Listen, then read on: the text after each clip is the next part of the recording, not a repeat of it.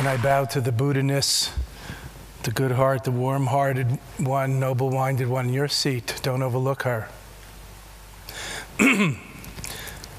So to begin with a little experiential experience of our own innate good heart, warm heart, and awakenedness, that is the future, really, if a future is to be possible of this endangered planet and endangered civilization even. I'd like to chant an ancient yet timeless Tibetan Buddhist prayer and invocation, a blessing, and a call to awakefulness and to connection, to awakening together, which is my subject this morning. Awakening the good heart together. And the diamond rule, seeing the light, the Buddha-ness, the divine in everyone and everything, the diamond rule. So please make yourself comfortable. We'll have a moment of contemplative sweetness, a few moments of mindfulness, a very short, instant American meditation, 1-minute meditation. So meditate as fast as you can.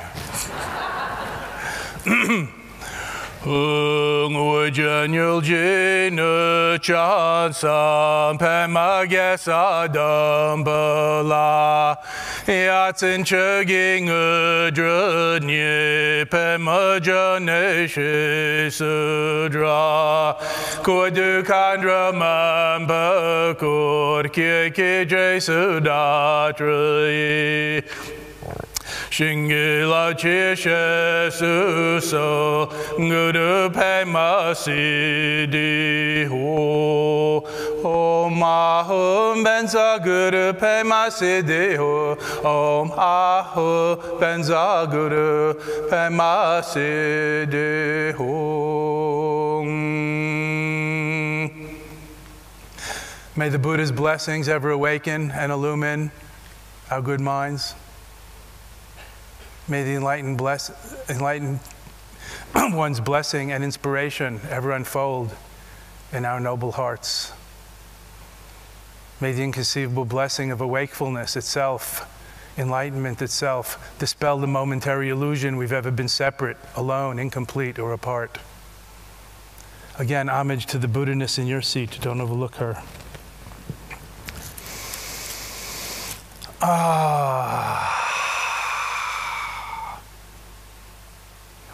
Take a deep breath, please. Inhaling deeply, filling up, feeling it viscerally, somatically in your lower belly, and exhaling and releasing. Again, inhaling deeply, feeling it in your lower belly, your hara, your navel chakra, somatically, and exhaling and releasing, relaxing, letting go, letting be. That's the secret. And third, the last time, inhaling deeply and filling up, feeling it, energizing, harmonizing, somaticizing, and exhaling and releasing. And one more last time, I lied to you. Inhaling deeply, filling up, feeling it, centering, concentrating, focusing, ABC, attention, balance, concentration. And releasing, and letting everything go, fully inhabiting the here and now and imbibing its nutritious healing essences. If you're not here now, you won't be there then, I can assure you. Nowness awareness is the true Buddha within. Just presencing, not even trying to meditate, through the three principles of nowness meditation, nowness awareness. Natural body, just sitting. Natural breath and energy, just breathing. And third, natural heart, mind, just being. Just sitting, just breathing and aware of it, and just being present and awakeful, attentive. Pay attention, it pays off. ABC, attention, balance, concentration. This breath is as if the only breath, simply mindful of it and letting go of everything past and future. This moment as if the only moment.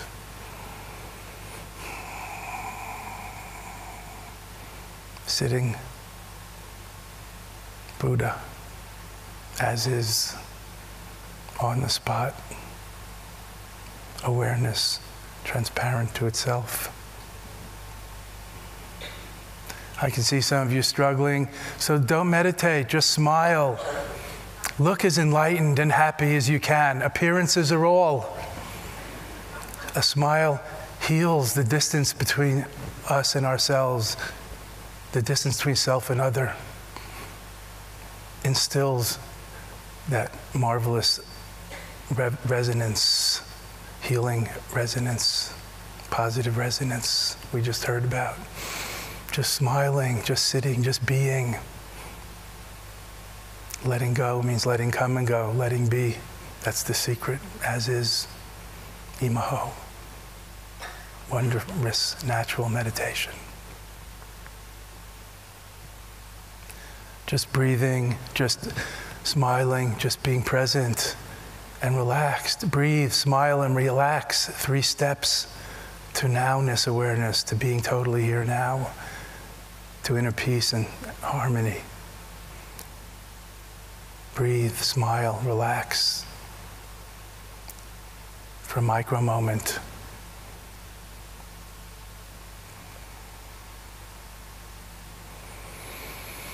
Breathe, smile, relax, center, focus. Simple steps to a sacred pause or a moment of mindfulness amidst any part of a busy day. 1 minute instant meditation. Moments of mindfulness. Take a breath break. It pays off.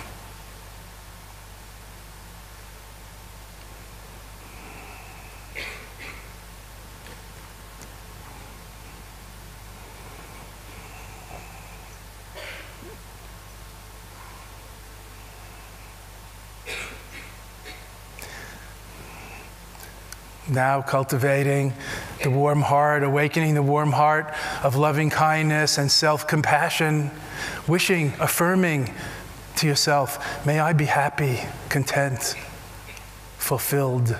Say it to yourself, please, may I be happy, content, fulfilled in your mind. Say it in your heart mind, may I be happy, content, fulfilled. May I be awakened, liberated, and free. Smile a little. Suffuse every cell in your body with these delectable, subtle essences of metta, maitri, loving kindness, friendliness, self-compassion. So healing and holifying. The Buddha's own loving kindness meditation. May I be happy, content, free, and enjoy ease and well-being.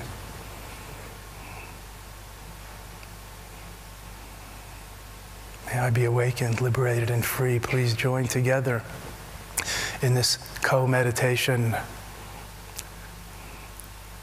shared spirituality, awakening the warm heart together.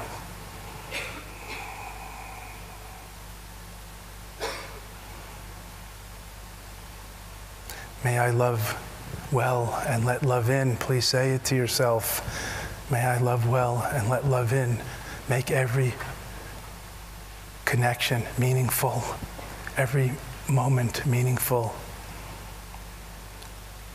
with positive resonance, openness, friendliness, befriending myself, befriending all. May I love well and let love in, breathing it out and breathing it in. Love is a verb. Love comes from loving. Breathing it out. Breathing it in to the heart center, to your whole being. Filling up with love, soaking in it, healing through love, complete in love. Healing and holifying. Serene, harmonizing, shanti, peace.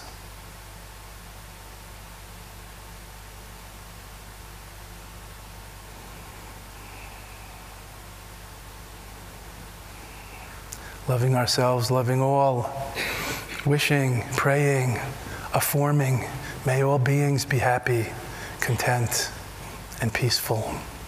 please say it to yourself. May all beings be happy, content, and peaceful. May all be liberated, healed, and free. May all be happy, content, and peaceful, beginning with our loved ones and reaching outwards in concentric circles of loving. May all be liberated, at peace, and free. Breathing it out, breathing it in, receiving it from all beings who are like a circle around us, especially your loved ones, your benefactors, your grandparents and parents and loved ones and best friends and mates, your teachers and gurus, saints and sages, Buddhas and Bodhisattvas. Breathing it in from them, all around us, the invisible array, and breathing it out.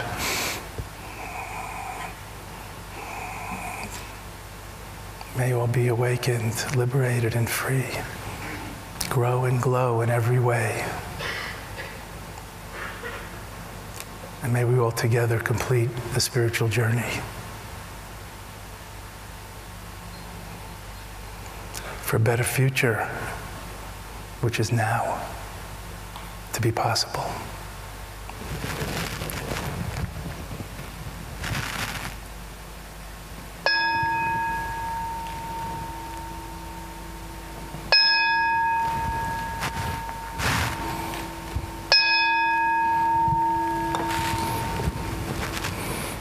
Jancho samcho krimpoche makye pana gyugyoche gyepa nyampa mepaya kane kandu pelwa sho.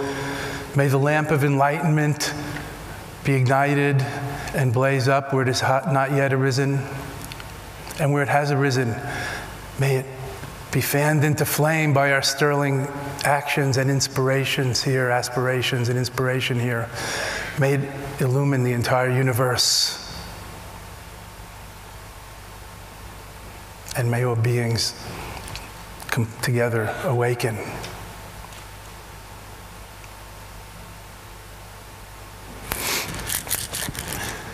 A few years ago, the Dalai Lama, who was one of my mentors, when I introduced him at a big gathering at my alma mater, the University of New York at Buffalo, where I was back in the 60s. Oh, I shouldn't say that, you'll know how old I am. He said to me, you know, just praying and meditating is very good and important these days, but we also have to take positive social action. And I hope you'll take it to the young people and bring secular ethics, contemplative education, so on to campuses, etc. And he said this in public too, we need to be 21st century Buddhists, open to using technology and learning modern science and tolerant of all the world religions and non-sectarian. And I think that's a very important message. Anyway, I took it to heart and I made a vow then to become the Bodhisattva of children, the Buddha to be the spiritual elder, the edifier and awakener, the uplifter of all the children and younger spirits among us, some of whom may be older than myself, which is pretty old. But we all have the little Buddha or that innocent inner child at heart, underneath it all, underneath our defense mechanisms and all the scars from the slings and arrows of outrageous fortune, the difficulties of our lives, as Shakespeare called it. The inner Buddha, little Buddha, is always there, beyond Buddhist Buddha or Asian Buddha or male Buddha. Our best self, our true nature, our good heart, our warm heart, as the Dalai Lama likes to call it, and other teachers. In their Tibetan minds, translating the words Tathagata Garbha, Buddha nature, Buddha-ness. But in English, good heart, warm heart, noble heart, mind, not just mental, heart, mind, and soul, energy, spirit, chitta, bodhicitta, awakened, illumined heart, mind. We all have that. Like I remember when I was 4 or 5 years old, some of my first memories, I have a younger sister and a younger brother. I grew up in New York, in Long Island, New York. I'm Jewish on my parents' side, in case you're wondering, but Buddhist by choice and inclination. And when my youngest sister got hurt and was crying, I cried too. I was 4 or 5. I mean, this was before I was taught that men don't cry. A terrific lesson. Not. And I haven't cried much since, except in movies, where no one can see me. But when my sister cried, I cried. I was so identified with her. We were so instinctively, mutually interwoven, interpenetrating, interbeing, connected. That's the warm heart of empathy, of caring.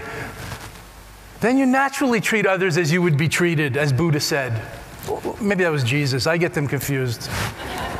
When I see myself in you and you in me, who would I harm? Who would I exploit? So what happened to that warm-hearted, good-hearted, fairly selfless young boy who cried because his little sister cried and wanted to protect her? Who became so individualistic and competitive in sports and other things? And yet that innate Buddha-ness, bodhicitta we call it in Buddhism, our true nature, our best self. Abraham Lincoln called it the higher angels of our best nature. What's happened to that? It's there. How do we awaken that? How do we awaken to it? How do we fan those embers or that little light into flame? That's the subject today. That's the subject of spiritual life, actually. But we're taking that up today in the context of this warm hearts, clear minds, bright future conference. There's an old Zen saying, Zen is the Buddhism of Japan, eyes like ice, heart of fire. That's the balance. Not being an icy, frozen ice cube, stoic, stone Buddha. No, being a living Buddha, heart of fire, passionate, like the poet Rumi. Passionate, loving, dancing with life, and yet heart, eyes clear, centered, aware, equanimous, detached. Spiritual detachment, friends, is not synonymous with complacence and indifference. It's a very caring objectivity that can help us a lot in life. So, warm heart, noble heart, and yet clear vision. That's where the contemplative arts and sciences, meditation and yoga, prayer, mindfulness training, attitude transformation, and so on, come in very handy. As we heard from Lisa, the Olympic swimmer, she slipped at the beginning of the big race, and was it her coach or her mother said, oh, you lost your concentration. Concentration is so helpful in the worldly way for performance, for not having accidents on the road. There are no accidents. Every accident has a cause, but they're called accidents. They should be called crashes, perhaps. Inattention is one of the biggest causes. Mindlessness, the opposite of mindfulness. What's the virtue in mindlessness? Name one. But mindfulness has so many virtues and opportunities in the worldly way as well as in the spiritual field, in the way of wholeness and completeness and true connection. So that's how we awaken the clear vision and the passionate heart, the good heart that empathizes with others. Empathy, feeling with other. Empathy is the root of compassion and altruism, of wishing to help others. If I feel your pain, I feel moved to help instinctively if I'm not totally occluded or obscured by my own cocoon, my own barriers, my own defense mechanisms, like with my little sister. There was a story in the news a few years ago. A boy aged 10 in New York was asked to give a blood transfusion for his sister, who was dying of one of the tremendous trouble with the blood disease and needed a big transfusion. And he was one of the few people that had the same blood type as her. And his parents talked to him, and the doctors and psychologists, I just talked to him, and then he gave it. And after he was lying on the table and he came out, and after they took a lot of blood out of him, he said, "Is she going to be all right?" And everybody said yes. And he said, "When am I going to die?" He thought he was going to die. And his parents cried. He thought he was going to die, and he was willing to do it because that was what was needed and what was asked. What happened to that compassionate altruist, that unselfish lover of life and of all those we care about? That is underneath us all. So in this loving kindness and compassion kind of meditation training, bhavana, metta bhavana, cultivating loving kindness and compassion, self-compassion, other compassion, we learn to love ourselves enough to bridge the gap between self and other, to equalize self and other, so we can treat others as we ourselves would be treated. Or even better, treat others as we would have our beloved children be treated, since we treat ourselves like crap so much of the time. And we learn to have compassion for those who suffer and feel what they feel, and realize we're all in the same boat. We all rise and fall, sink and swim together. That's the theme here of awakening together, co-meditation, shared spirituality. Spirituality for couples, for pairs, not just couples, for whoever you meet, human, animal, or vegetable. And I know some vegetables. Some of them meditate too much. They become like wooden Buddhas. But how can we become living Buddhas? Not mere Buddhists, but real Buddhas. Whole and complete. That's the question I want to raise here for this conference. And on Saturday at my workshop, I'm going to talk more about this and go more into it. And how it's very important for us today to do this together in our shrinking, interdependent world. We cannot do it alone. The Tibetans say only the snow leopard can go off alone. The rest of us need each other. The virtues of beloved community, as Martin Luther King called it, Sangha in Buddhism, satsang.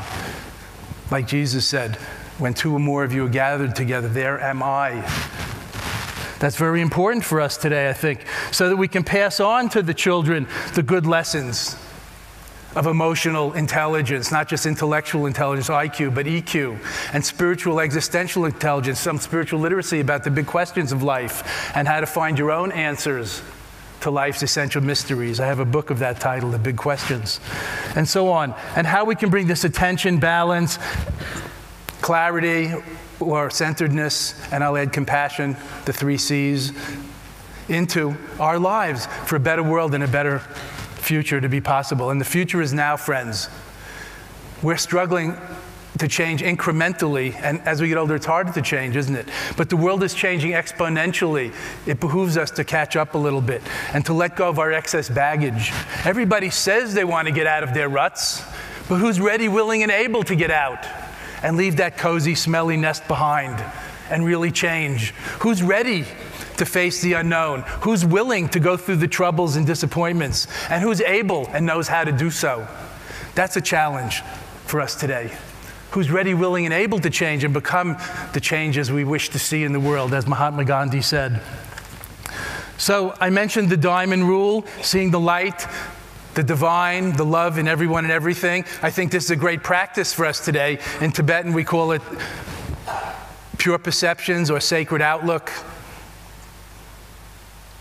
sacramental vision, seeing this world like an altar and all like gods and goddesses, Buddhas and Bodhisattvas on it, and retraining ourselves, lojong, mind training, attitude transformation, spiritual refinement, equalizing ourselves with others, getting so calm and clear that we can feel what others feel, just like we more or less feel or know what our children are thinking, or when they're lying, or what they need, even when they don't. So we can all be like the bodhisattvas of children and lift all together up in our robe, our cloak, our arms, join heads and hands, hearts and minds together. Education is the silver bullet, friends. And today we have higher education, but it's like vocation. We have vocational training. We need to think about wisdom for life education, wisdom education, and take learning and reflection and integration and application of life and really make it part of ourselves through learning, integration, reflection, analysis, application, integration with life, and making it part of ourselves, so that a better world can be possible, and become less consumers and more producers and distributors to others, and really be the compassionate bodhisattvas, Buddhas to be, spiritual elders and leaders, enlightened leaders and mentors that this world needs, and back the young people, empower them, back them, be there for them, and get out of their way. Thank you very much.